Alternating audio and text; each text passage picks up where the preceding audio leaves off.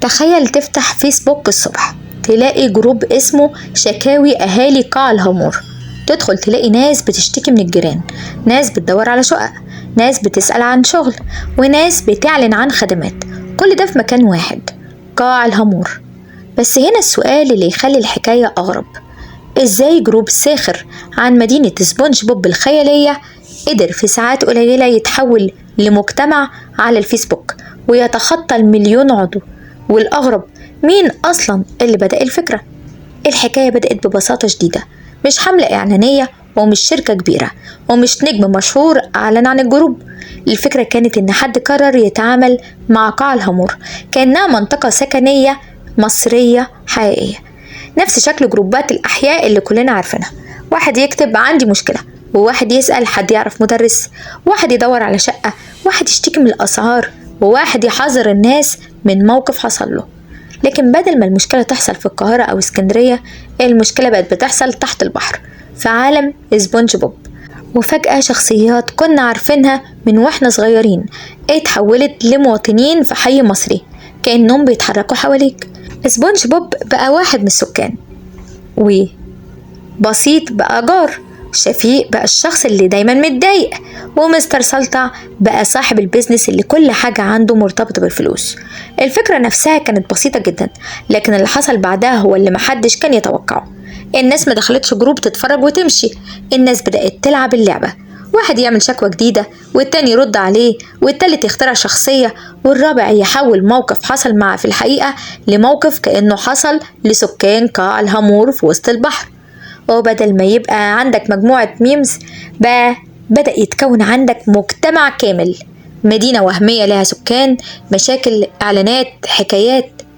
الحاجة دي تحديدا هي اللي خلت الجروب مختلف عن أي ترند عدى وخلاص، لأنك مش بتتفرج على نكتة، انت تقدر تدخل جوه النكتة بنفسك وتشارك فيها. لكن لسه في سؤال أهم، مين أول واحد فكر يعمل ده؟ لأن لما تدور في المصادر اللي ظهرت مع انفجار الترند هتلاقي كلام كتير عن الجروب وعن انتشاره، لكن التفاصيل الدقيقة عن لحظة الإنشاء نفسها محدش قدر يوصل لها. حتى المصادر الصحفية في منشورات على الفيسبوك بتقول إن الجروب كان في بدايته مجرد جروب هزار، واتعمل قبل الانفجار بفترة قصيرة جدا، يمكن أقل من يوم. وفي كمان كلام على الفيسبوك بتربط واحد اسمه أحمد عادل بمنشورات بعنوان إن هو مؤسس جروب شكاوي أهالي قاع الهامور، هو كاتب كده عن نفسه. لكن هنا بقى لازم نفرق بين حاجة مهمة جدا، إن مفيش اسم حقيقي اتقال عن مين اللي عمل الجروب، مين صاحب الفكرة. وده يجيب سؤال أكتر إثارة، إزاي فكرة صغيرة بالشكل ده خرجت من جروب ساخر بقت ترند عام؟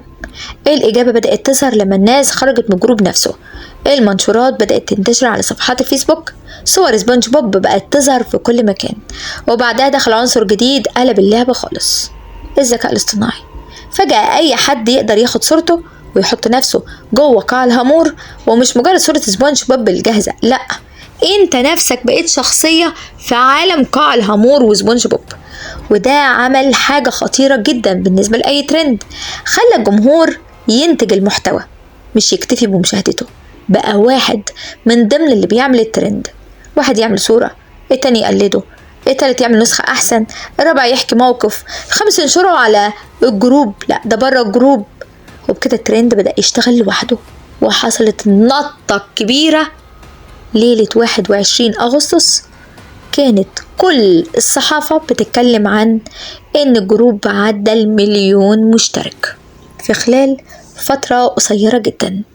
أول خيط في الموضوع ده بدأ ببوست عادي جدا، مواطن بيكتب شكوى رسمية صيغتها كالآتي: استغاثة للسيد مأمور قسم قاع الهامور، جاري الأستاذ شفيق حبار مركب ميكروفونات وبيشغل مزيكا كلارينت الساعة 3 الفجر، مفيش حد من السكان عارف ينام، أرجو اتخاذ اللازم. البوست ده كان عود كبريت اترمى في غابة ناشفة.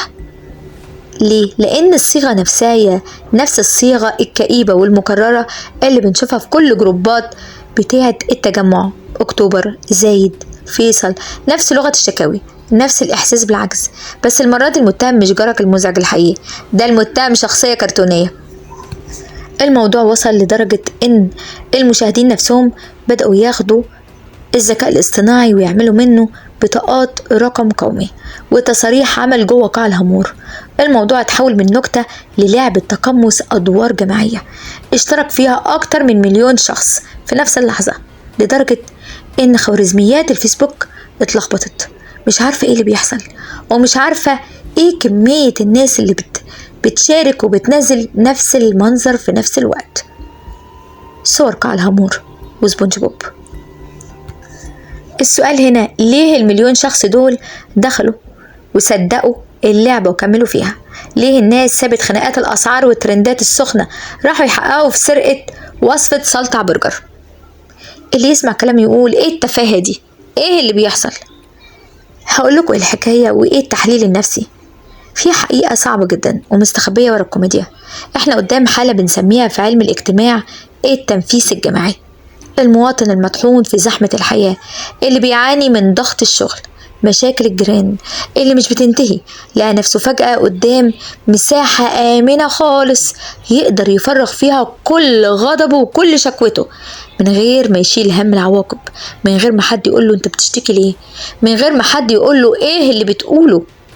فالموضوع فتح على الرابع، كل واحد يكتب همه، يكتب بيشتكي من ايه، وهو عارف ان محدش هيسأله ولا يقوله ايه الكلام ده. يعني مثلا لما واحد يشتكي من مديره ويكتب ده على الصفحة بتاعة قاع الهامور، هو بيشتكي من مديره الحقيقي، بس بدل ما يكتب على صفحته وتوصل للمدير ويتفصل، يكتبه في قاع الهامور والناس كلها تدخل تواسيه وتضحك معاه.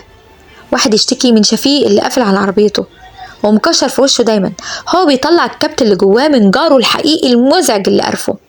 قاع الهامور مش مجرد ترند تافه ولا ترفيهي، ده عيادة نفسية جماعية فتحت أبوابها بلاش ل1,000,000 مصري في ليلة واحدة. المعلومة اللي عايزين نقولها لكم إن عالم سبونج بوب بقى بيمثل الطبقة العامة المطحونة، الجيل اللي كبر على الكرتون ده، جيل الألفينات، هما نفسهم الشباب اللي طالع عينهم في سوق العمل دلوقتي، بيحاولوا يثبتوا نفسهم. في حاجة اسمها الحنين للطفولة مع صدمة الواقع المرير، الاتنين اتلخبطوا في بعض والنتيجة قاع الهامور. ده انعكاس لواقع بس بنسخة لطيفة، يعني يقدروا يضحكوا ويهزروا ويتريقوا. الأهم من ده، الموضوع مبقاش واقف على ناس عادية، الموضوع بقى كمان في نجوم، فنانين، ناس دخلت وعملت صور ليها وعلقوا بتعليقات كأنهم فعلا سكان قاع الهامور. فنانين يعني مثلا زي مصطفى غريب، سمى نفسه مصطفى غريق وحط صورته، وباسم سمرة، نيلي كريم، هنا الزاهد، ويمكن كمان حسن الرداد ومراته إيمي سمير غانم وغيرهم كتير جدا. يعني شبه الفنانين كلهم اشتركوا وكأنهم فعلا بقوا من سكان قاع الهامور. مجتمع غريب لكن بيعبر عن واقع مرير، كل واحد بيحاول ينفس عن اللي جواه بس بطريقته وبأسلوبه في عالم مش موجود أصلا. لغاية هنا خلصت الحلقة، قولنا ايه رأيك؟ اشتركت ولا لسه ما اشتركتش في سكان قاع الهامور؟ أنا بصراحة دخلت وانضميت، انت انضميت للجروب ده ولا لسه؟ قول لنا ايه رأيك في التعليقات في اللي بيحصل، وقول لنا ليه اتعمل الجروب ده. تفتكروا هل الفكرة فعلا تنفيذ جماعي ولا الفكرة ليها أبعاد تانية يمكن هتظهر بعد كده؟ قول لنا كمان ايه رأيك، انت تحب تشترك في حاجة زي كده؟ هل فعلا عملت صورة ليك في قاع الهامور وشاركت بيها؟ مستنيين اشتراكاتكم، مستنيين تعليقاتكم، ومستنيين لايكاتكم. أشوفكم في موضوع تاني. السلام عليكم.